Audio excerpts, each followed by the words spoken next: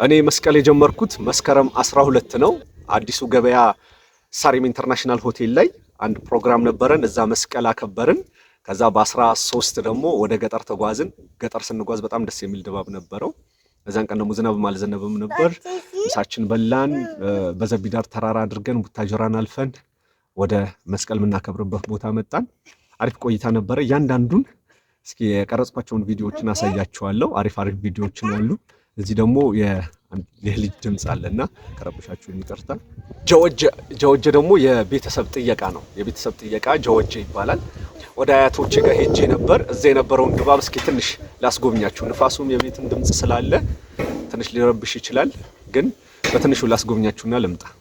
አሁን ያለነው ደግሞ ወይ ዴነት ያኛው ሰፈር ምን ነበር መኔ ይባላል፣ ወይም ደግሞ እነ ከአውጄጄ የወጡበት ሰፈር ነው። እነ ካሳዋማ ጄጄ ከአውጄጄ ያው በተለያዩ ምርቶች የምናውቀው ድርጅት የተወለደው እዚህ ከጀርባ የምታዩት ማዶ አካባቢ ነው። በጣም ነው የሚያማምረው ሰፈሩ። የአያቴ ሰፈር ነኝ እኔ። ዛሬ ደግሞ እስኪ የወንዝ ውሃ ላይ ሻውር እንውሰድ። ከጉራጌ ደግሞ በጣም ከሚያስደስተው ነገር ምን መሰላችሁ? መስከረም ላይ ሙሉ አረንጓዴ ነው። አይታችሁ ከሆነ ገብስ ነው እዚህ አቅራቢያ። እቺ ደግሞ አተር ናት። አተር ስትደርስ እንደዚህ ናት። እቺኛው ደግሞ ባቄላ ናት። አተር ባቄላ። እነዚህ ደግሞ ገብሶች ናቸው። እነዚህ ጋር ከታች በኩል የሚታየው ገብስ ነው። ያረሙ ኮሶ ይባላል። ይሄ ታች ይታያችኋል። ቆዩ፣ እቺኛው ከጀርባ የምታዩት እቺኛው ማለት ነው። እዚህ ጋር አለችው ታያለች ከጀርባ። ኮሶ ይባላል። ኮሶ ነው ይሄ። ብዙ ጊዜ ምግብ አፒታይት አልከፈት ያለው ሰው ምናምን ይሄን ተበጥብጦ ይሰጠዋል። አንድ በግ ብቻውን ይጨርሳል ማለት ነው። እና እንዳልወድቅ ትንሽ ጭቃ አለው። ገብስ ትጠላለህ አባቴ።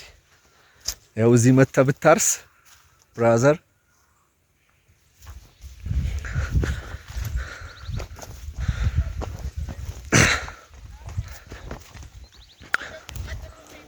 እንሰት መምጫሽ ከገነት ማባያሽ ወተት የጉራጌ በረከት ብለዋታል አባ ዜና ማርቆስ።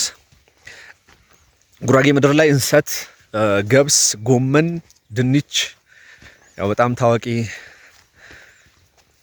ምግቦች ናቸው። ገብስ በጣም ነው የሚዘራው እዚህ። በተለይ አሁን እኔ ያለሁበት አካባቢና እነዚህ አያቶቼ አካባቢ በጣም ነው ገብስ በጣም ይመርታል። ይሄ ጉራጌ ትልልቅ ገብሶች የሚወጡት ከዚህ ነው። አይታችሁ ከሆነ ይሄ ራሱ ገብስ ነው። እና እሱ ብቻ ሳይሆን እዩት፣ እስከታች ያለው ገብስ ነው። ይሄ ሁሉ እያረሱ ነው እኛን ያሳደጉት። በዛ ድባቡ መካከለኛ ነበር። እኔ የነበርኩበት አካባቢ ግን 3-4 ቦታ አይቻለሁ። ቡታጀራም ሄጄ ነበር።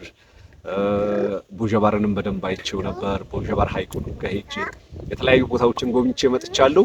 እስኪ ቪዲዮዎቹን አሳይቻችሁ በሌላ ቪዲዮ እስክንገናኝ ድረስ ዝ የተሰኘው ጉራጌኛ ኢፒ አልበሜ በያምሉ ሞላ ዩቲዩብ ሄዳችሁ እንድትመለከቱ ጋብዛችኋለሁ።